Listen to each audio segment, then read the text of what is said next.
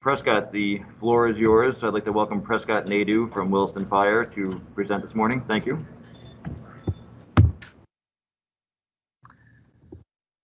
Thank you very much. Let me get this going here. All right. Can everyone see the main screen here and see me? Yes, we can see you. Great. All right, perfect. All right. It is an absolute pleasure to be here. My greatest regret is I'm French Canadian, so I'm sitting in front of a computer, and so you folks won't get to see me walking, pacing, running around the room and doing all sorts of hand gestures, but you will get to see a little bit of information, hopefully, about social media and how it can indeed, as the title says, calm the chaos. All right, so who am I, and what on earth am I doing standing, sitting, or being remotely present with you folks today? This part I'm going to breeze through because the more important stuff is what follows, but there is a level of credibility which I hope I bring to this equation. Started with the Williston Fire Department in 2004 with some great backing from administration, including some funding from the administration. I became the department's first public information officer in 2014, where I've served since then, training officer in 18, and I made captain in 21. The training officer piece is just fun. The captain piece will come into play a little bit later as far as availability to post in the realm of PIO. I personally don't love chaos. It's crazy, but the definition is a state of utter confusion. So think to yourselves, when have you experienced a state of utter confusion? I have two children. I have felt chaos in my life a number of times, but taking that to a much broader perspective, when have you experienced chaos in your professional lives, in the world that we live in? Think of that and then reference back at the end of this presentation to how the little tips and tricks that we teach you today about social media can remove some of that chaos from the situation. That's the ultimate goal of today, is even a tiny fraction of reduced chaos using social media. So can somebody tell, this is, I know there's some fire nerds in here, but can anyone tell me what this tool is? And I know we're in a little bit of an awkward spot. We'll have a few questions that I will actually gain reference to, but if somebody can tell me what that tool is, great. For those of you who have no clue what that tool is, be thinking, how would you use that in a fire? Just take a look at that tool and how would you use that in a fire? So Prescott, if you want this to be interactive, I can keep it unmuted in this room, and this room can just talk back to you. I do. You know what? I do love the interaction. So if things get super crazy in there, which I don't know who's in there, but let's leave it unmuted for now. We'll see how that goes. For this question, and just in the timely nature of things, the quote at the bottom here, I had a former mentor once told me the first time you use this should not be at a fire. So for those either in the room or remote, this tool is a Halligan tool. And if you've never seen or used it before and somebody handed it to you at a fire, first of all, I don't think you'd be in that situation. But if you were, you would look at whoever handed it to you cross-eyed and say, I don't understand what you're asking me to do. The correlation I'd like to draw is the same first-time effect exists with social media. The first time you utilize this and attempt to engage in social media to calm the chaos should definitely not be in a crisis. And we'll talk a little bit more about why. Straw poll. If we can, this actually will be an interactive piece. Harry, if you don't mind, maybe even in the chat box for those of you that are joining us remotely and maybe in the room as well. I, for some reason, can't see the chat box, so maybe you could verbally tell me, Harry, but how many in the room or remote currently belong to an agency that has a professional social media page, the Williston Fire Department on Facebook or Twitter or what have you? I'm going to say it was about 85% of this room. Awesome. Okay. Belong to an agency, has a professional page, 85% of the room. That's very exciting. While we're thinking about the remote world and what folks are thinking there, how many in the room manage any of those pages? About 10. Great. Okay. All right. So that's very good too. A lot of the remainder of this presentation is going to be sort of broad brushstrokes on this topic. But what I would love to do is leave some room for some Q&A at the very end. Hopefully we can get that going for folks as well.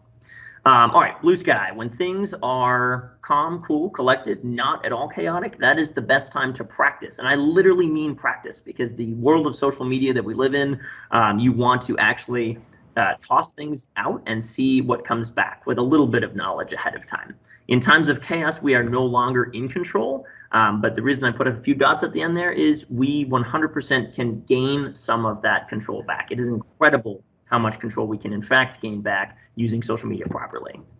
All right, low hanging fruit. We're going to talk about 3 of these for sure. So Facebook, YouTube, and Twitter. The rest of these, right? We have a lot of social media that exists out there. Some of these icons people might recognize. Some people might say, I have no idea what Qzone is. I have no idea what the little man with the alien thing going on there is.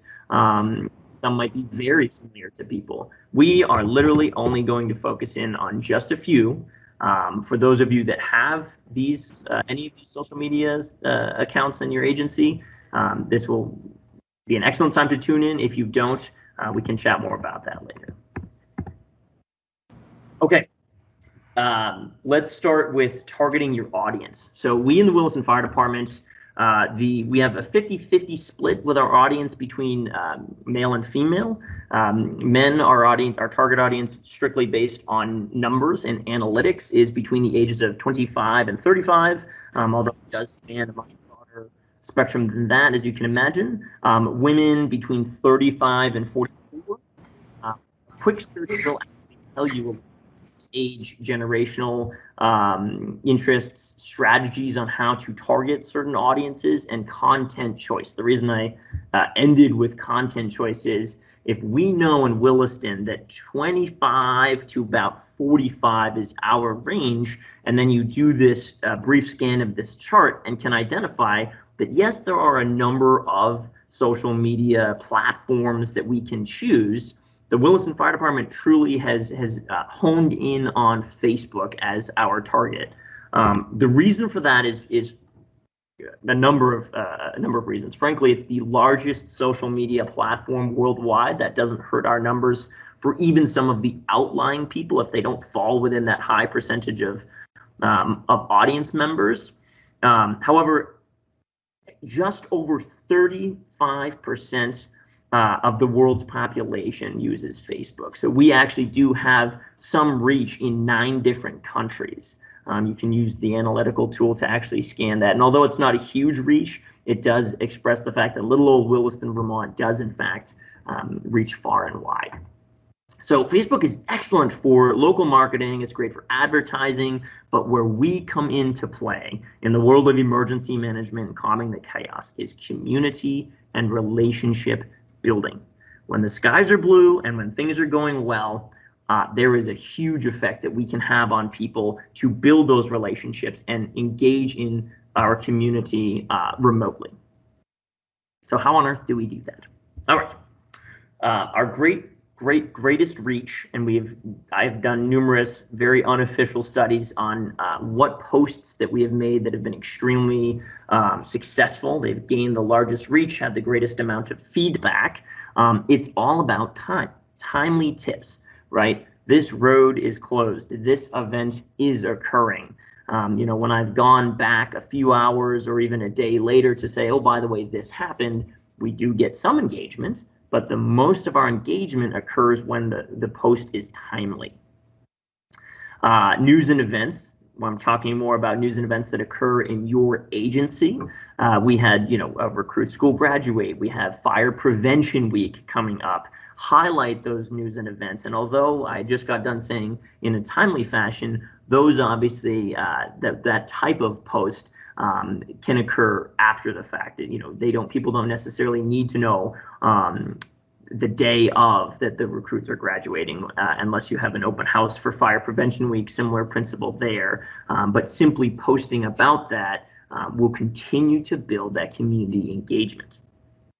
Interviews. Share media content. So if you have had the privilege to be interviewed by the media and they post something on any of their social media, or you can get access to that interview from their website, make sure you include that. I'm terrible about that on our Facebook page, but definitely do that, because the media has in essence done your job for you. They have recorded you or some of your constituents providing some timely advice. You just then need to reshare it, resend it out there. And then finally, behind the scenes, in the realm of building community, we had this unique opportunity with COVID. It was unfortunate in many regards, but COVID allowed us to see, we showed people via Facebook and what I'll talk about in a second, which is YouTube, a behind the scenes glimpse of the Williston Fire Department, and remotely, because obviously COVID shut a lot of us down. What that meant was it gives people a chance to see what they don't normally see inside the fire station, around a fire truck. If people don't make it for touch a truck or events like that, they have a chance to get that insider scoop. And all of that is building the back channel of community and communication. So when things are not so blue skies, they have built that trust and respect for the agency or entity that you are representing. We're going to hit briefly here on YouTube. Start small. We are still starting small in the YouTube world. By that, I mean our content is mostly put onto Facebook, even though we have some platform on YouTube that exists. But target what works. So during COVID, you see the top left. Let me see if you can, my mouse will even work over here. Firefighter, paramedic Jim Wells is doing story time. That was an excellent opportunity for us to get out there, record it ahead of time, and then actually we handled a number of those sort of firefighter story time opportunities during COVID, and we'll actually look for continued opportunities to post events like that in the future. Recording video from EMS Week tour of the ambulance. This bottom left, goofy guy, he's fantastic. Firefighter Fauner. If you've ever seen the firefighter safety tips with Chris Fauner, this is him actually, one of his signature moves, sliding out from underneath the apparatus. He says. You get to generate audience members by recognition. So there's a number of folks who follow Firefighter Fauner and his safety tips. All of that can be posted on YouTube and also then shared in the same platform to Facebook. And then the bottom right, we handled a number, when I was a senior firefighter and just starting in the PIO realm, a number of fire safety tips and tricks that were actually done literally with a cellular phone. We didn't need to get too crazy with our editing, but if anyone is interested in learning more about either free or low cost editing to put a decent video together on YouTube, please reach out to me after. All right, Twitter is one that I have a great deal of passion about, because in the realm of communicating with some of our media constituents, it is the bread and butter. Journalists do indeed make up about 25% of the verified users on Twitter. So creating a Twitter page for your organization, in our case, we target the media in that realm. The reason we do that is because when we are very active on Twitter, and we post any content, it could be something as small as we just posted a job posting, could be an incident that is occurring that has closed a critical roadway, or just sharing trainings that have occurred. The media might passively see that, but in their effort to produce stories, if they follow you and see regular content from the Williston Fire Department's Twitter page, they then often have used that to reach out to me and say, hey, listen, I'm curious about this training you just did. Would you like to speak on camera about it for a few minutes? Again, every little bit of effort, a quick Twitter post about a training we just did, garners the media's attention to say, let's do some more work together, which then builds that community relationship. When the folks in our community see XYZ person in front of the camera talking about anything from training to an incident that occurred, it's all building that relationship. How does that make you feel? Take a look only at the these are the emotions that people have expressed in a poll that was performed based on their use of these social media accounts. So take a look at just the top 3 of each of these, and really I'll focus on just the ones we've spoken about. So Facebook is on the far right. How does that make you feel? People who use Facebook say they feel informed. That is our goal, 100%. I'm glad it's one of the top emotions.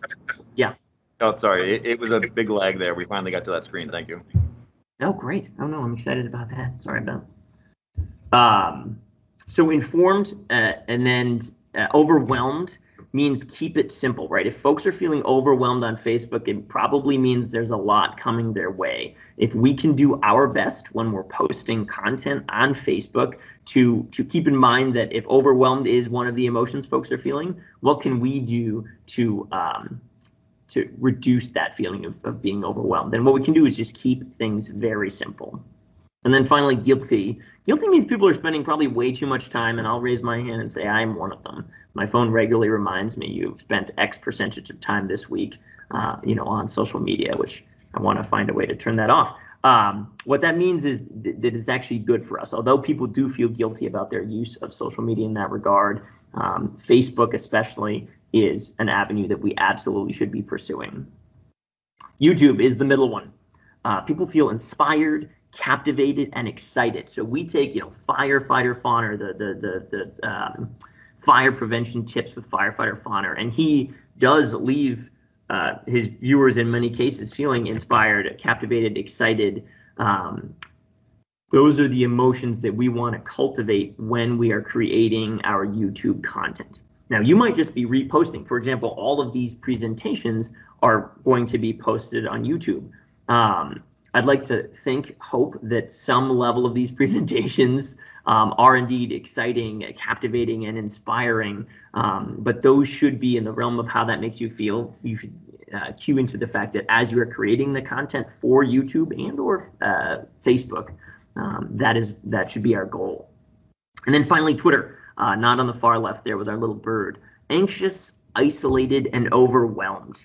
So, not the best emotions when you're looking and our community building blue sky time. However, what that says is, to me at least, what it says is we're going to utilize Twitter to provide information in as timely a manner as we can, but we're also going to give them hope.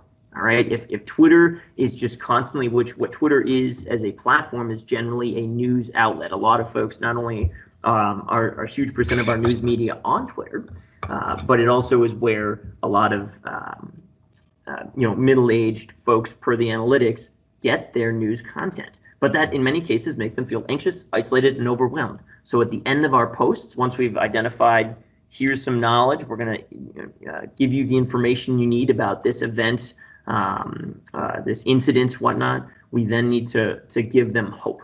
And I'm going to talk a little bit more about hope as we get into our next arena here.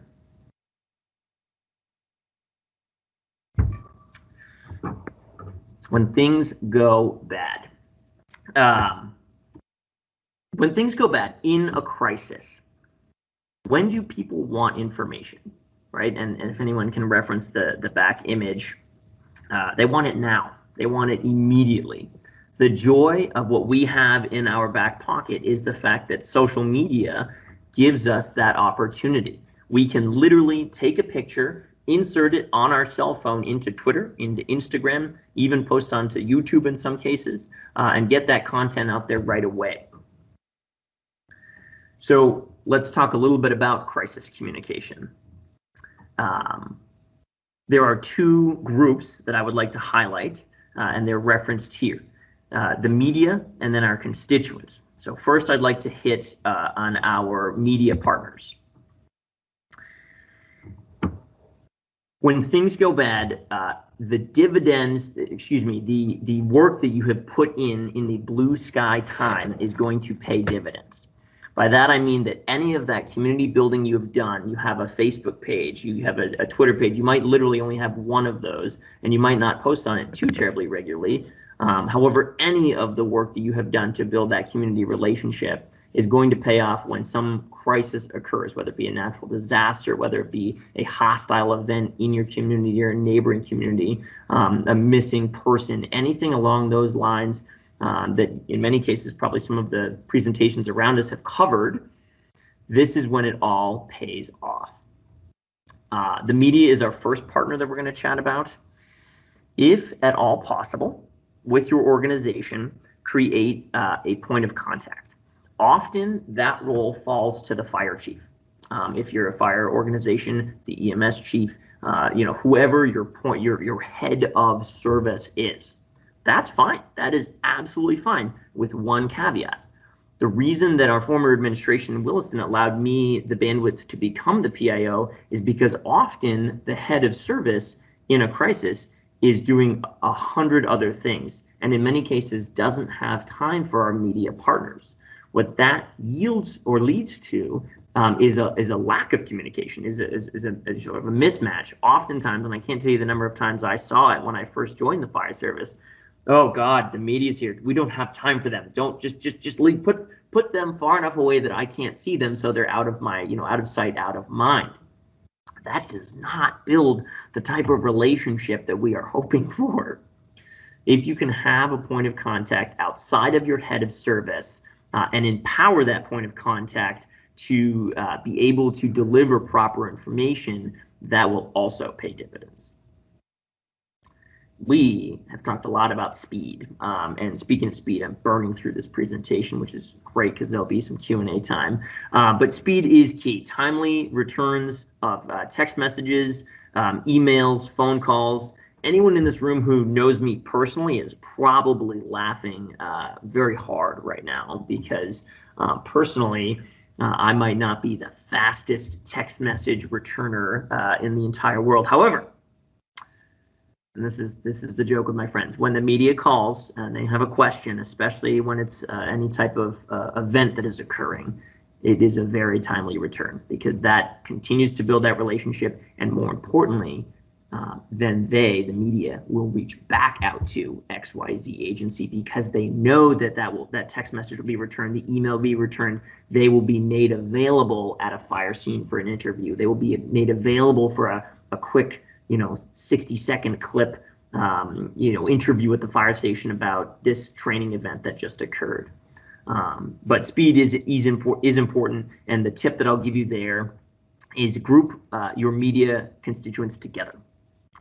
We have, I have email chains, I have text message chains.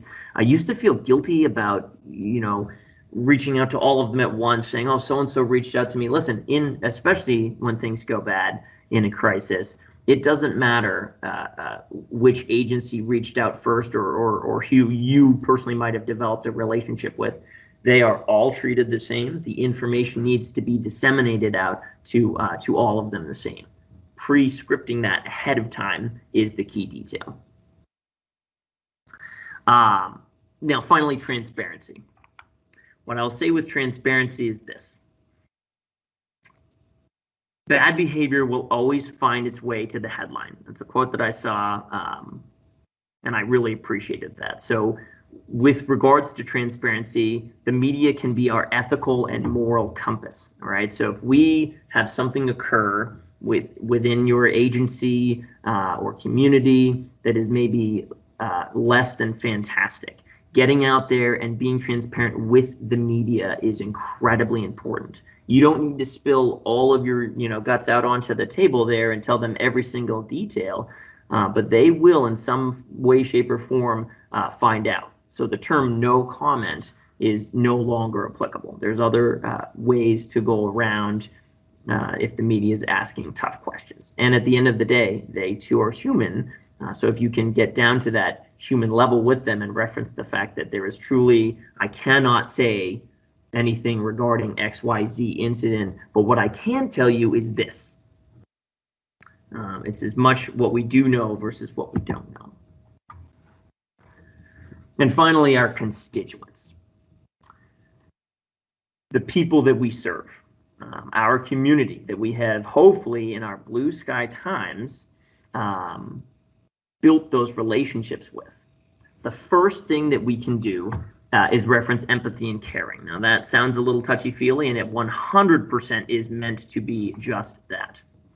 It means that we're human, and a level of vulnerability on social media will generate trust. We have seen it happen in our agency as well, especially during some of the natural disasters that have in many cases not even affected the town of Williston, but driving to that empathy and caring level for what is occurring in our in our greater world even continues to draw our constituents in.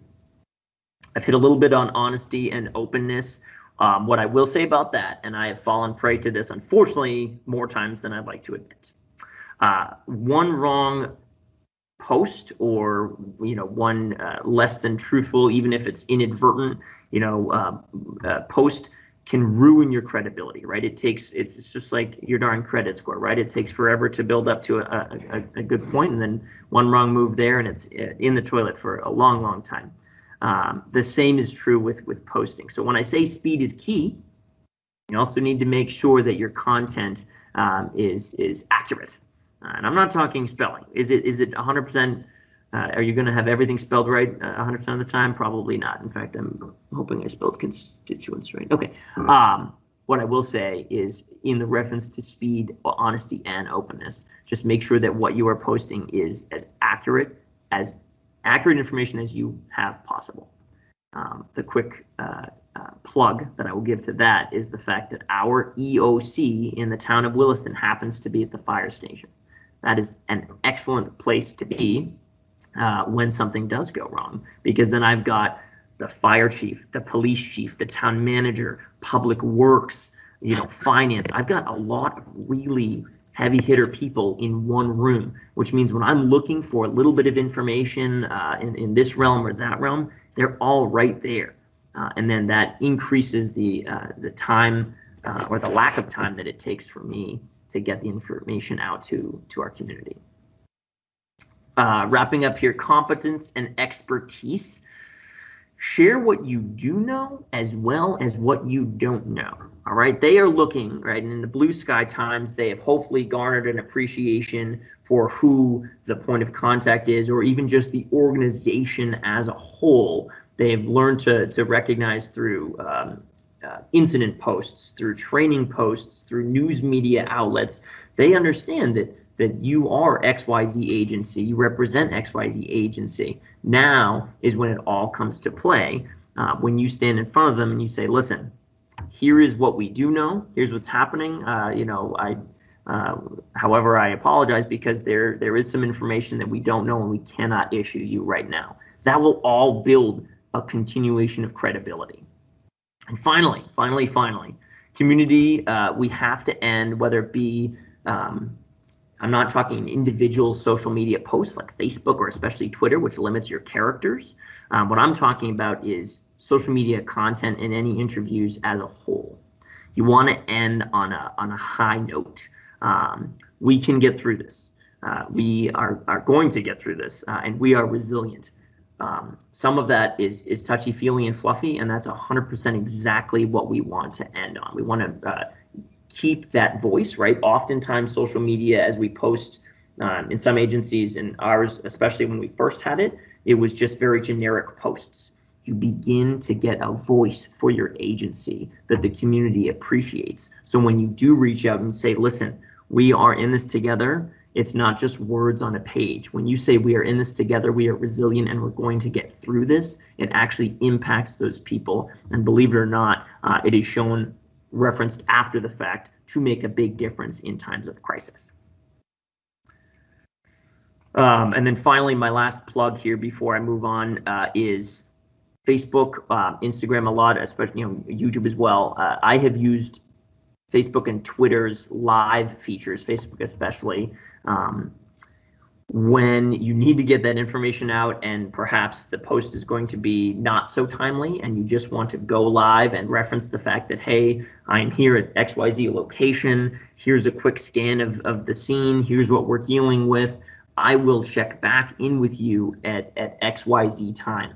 that is 100% a viable way to handle situations like that. And if you either truly don't have the time or you're trying to plug things out on a mobile phone when it might be easier to go live, the live feature is a fantastic option. I will also say, the first time you do it, just like the first time you appear on a news camera, you will probably be very, very nervous. So just pre-script a little bit of what you want to say before you push the go live button. And also, unlike what I did the first time, make sure it's facing the right direction. I like to leave my posts, or excuse me, any of my presentations with sort of the thought of what will you do tomorrow? After leaving here right now, you're probably gonna take a break. Hopefully you drink some more coffee, do whatnot, but what are you gonna do tomorrow? What are you gonna take from this presentation? If there's any one single thing to take away from this presentation, right? If your agency is not on social media, it sounds like most folks in the room have that represented there, which is fantastic. But if your agency is not on social media, consider one of the platforms to start. It doesn't have to be Facebook, although based on the analytics, that's a great place to start, and it's very easy to do so. If your agency, for the number of folks that already do, the significant number of folks that already do have a platform, consider branching out to another one. Consider Twitter if you want to gain access to more of the media. Consider Instagram if you want to target a different realm of the population. And then again, even YouTube if you want to go down that road for more pre-scripted video postings.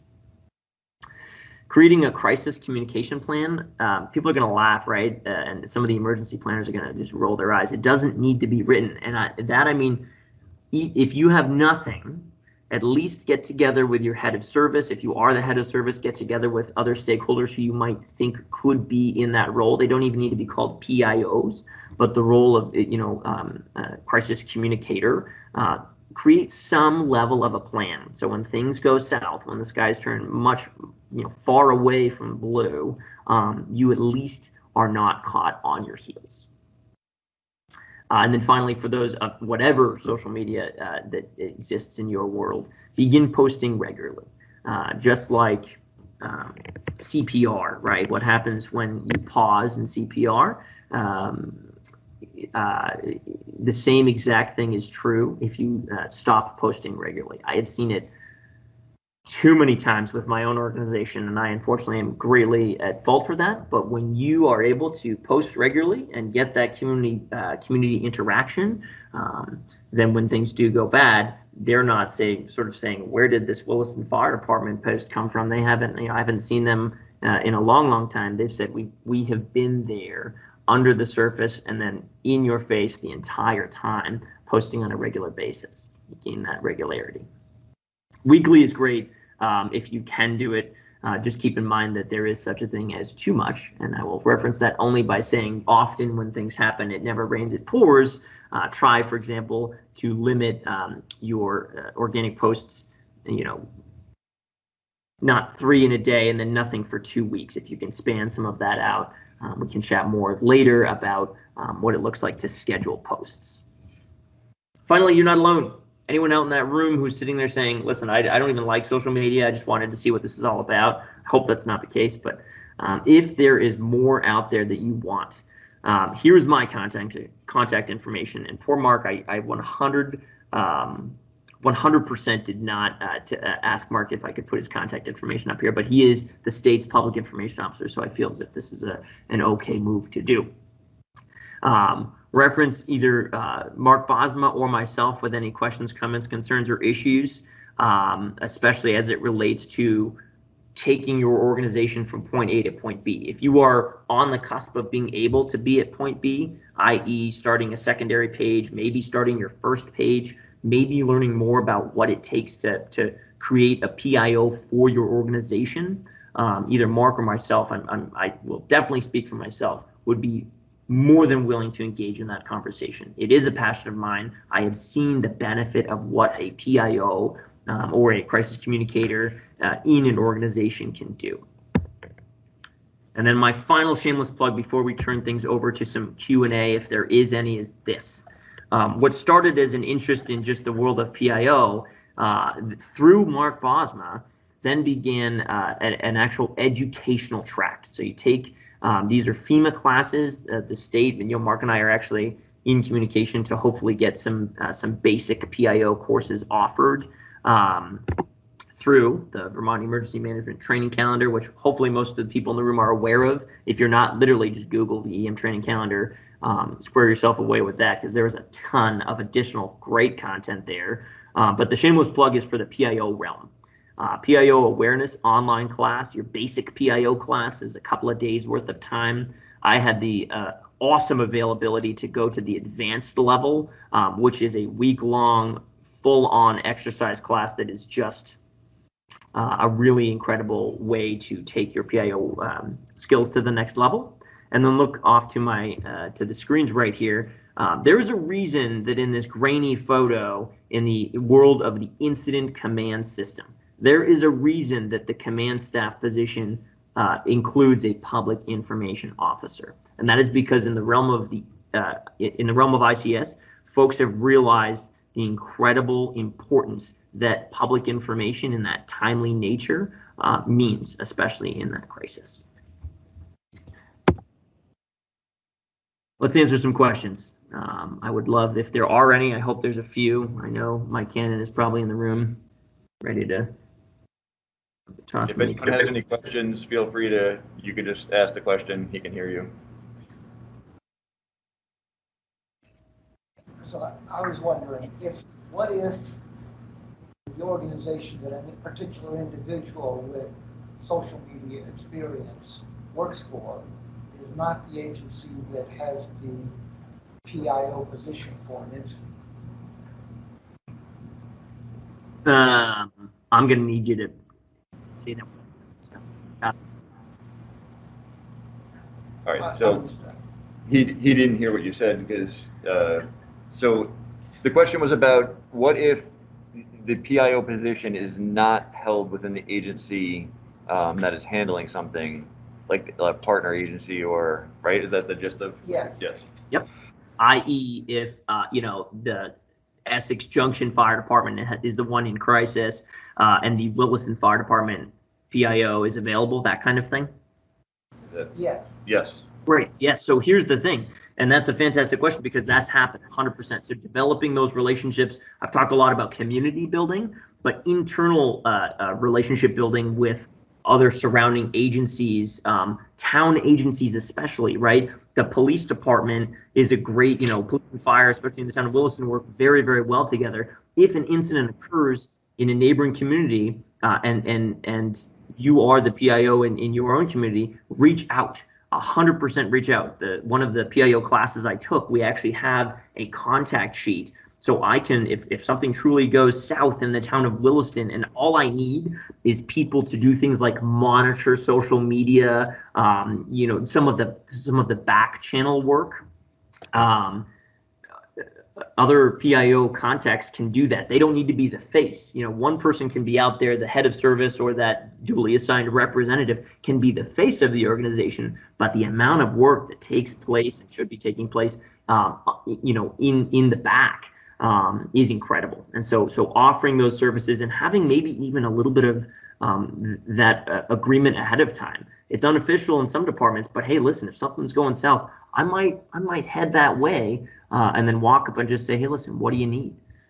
That kind of thing. I think that's a great idea. Yes, thanks. Anybody else have anything? Go ahead. Thank you for that. I thought it was great. My question is, the last couple of days we've talked a lot about equity, and so I'm curious if you find one channel, I don't know if they automatically caption or we do have a couple of different social media posts, but they're not all automatically captioned, and that delays real-time posting and sort of delays the ground truth that we're able to provide. So does this supplement other communication channels, or does this basically replace what you used to do? And how do you reach the populations that may not necessarily know how to use social media or things like, and again, I'm trying to think about it in the lens of equity. Yes. Yeah. And so in the equity realm, social media is what I focused on for this presentation, specifically Twitter, Facebook, and YouTube. But the PIO classes that I've taken did talk a lot about equity and referencing the fact that in crisis communication, social media is a quick one and it's an easy one, but you said it best. That will not reach everybody. There's a lot of people that, and you can even see it in the analytics. There's a lot of people that don't either use it or use it rarely, and that might not be their first go-to. I'm going to check the news of what's happening with this natural disaster on Twitter. No, they're going to go to the media, which is why here's the in that actually gets you a little bit of additional equity for your community. The in is social media can then get the attention out. You can become that go-to for a broad brushstroke of your population, but then the media will pick up on that and say, oh, the Williston Fire Department's social media is posting regular updates about this crisis. They are becoming our POC. We're going to go to them for these regular updates. They will then get it out on their networks, for folks that might be still tuning in regularly to the television news networks or radio news networks. In that communications list, sort of that plan that I was referencing towards the end of my presentation, in there is not just television media, it's also radio and print as well, to try to gain that equity community-wide. Did that make a little bit of sense? Yeah, no, it did. Thank you. I was talking more. Does YouTube automatically caption, for example, if you do Facebook Live, and that's often what delays us posting, is we have to make sure that it's compliant and it makes it not real time. So if a video is not captioned, like transcription and closed captioning and that kind of stuff, Prescott. YouTube, yes. But yes, in that realm, I would actually have to be quite honest with you, I'd have to do some more research on Facebook and Twitter. Well, Facebook especially for the live. Thank you. Right on. Anybody else have any questions for Prescott? Prescott, do you use like Facebook? Front Porch Forum at all in Williston, or no? We do. It's funny. Because I'm not a Williston resident, I don't have my own account. The department has definitely talked about that, and we have had an opportunity internally to reach a lot of people on the Front Porch Forum, not from an official capacity outside of our chief, but even just getting information out there. The back channel work has probably been the single most beneficial piece of a platform like Front Porch Forum, and by that I mean, something as recent as a person posting something, referencing the loud chainsaw sound, in the vicinity of the area of the Williston Fire Department, wondering what that might be, related to. Well, guess what? They have no idea that what that is our morning truck check starting the chainsaw. It wasn't a negative post necessarily, but we were able to head that off ahead of time because we are monitoring more than just our Facebook or our Twitter or anything like that. So you nailed it, being able to, if you have any of those community forums, that is a fantastic. All right, last call. Oh, the other. From the chat, we talked a little bit about using LinkedIn. Can you talk about using LinkedIn? LinkedIn. So I am terrible about using LinkedIn. But what I will say is, if you reference there was the chart that I put up that talks about sort of the audience specifically that LinkedIn is for. And I will say in this, humor me, it is 46 to 55 professionals, long form content, excuse me. It is another way to gain access. I unfortunately am not going to speak a ton to that right now because my exposure to LinkedIn is very, very minimal. What I will say is it's not something to dismiss by any stretch of the imagination. The reason I highlighted some of those earlier ones is if you do the quick Google searches to where you're going to get the most bang for your buck as far as reaching your community and building that constituent base, I would say LinkedIn is a little bit further down the chain. Who was the firefighter, somebody that you had videos from? The one that slid out from under the truck? Yeah, the guy that slid out from under the truck, right. Firefighter Fahner. I'm sorry? Can you spell the last name? Yes, Fahner. Chris Fahner. He's a rock star. He's actually nobody likes being on camera, right? Everybody, it's not the most exciting thing in the world, but What I will say is he has truly embraced it, and in the realm of what's the future planning? Help me here with the term for planning for people to take over when I am no longer doing this, whatever that is. Transition. Yes, let's go with that. In that realm, I look to somebody like Chris Bonner, and all of us should be doing that same thing and saying, if we can get a core group of people, I want someone like Chris to be the next, PIO, because he's jumped down this road, but he's also he's excited about it. He's happy when he's on camera. He's smiling. There's a lot of really positive things. If any one of the people in your organizations show those trends or are willing to be put in that role, even for a little bit, latch onto them quick. All right, Prescott, thank you very much for this. He's going to see his views go up because everybody wrote down his name. So, but thank you again for joining us. This was great. We really appreciate it, and we'll talk to you soon. Thank you all.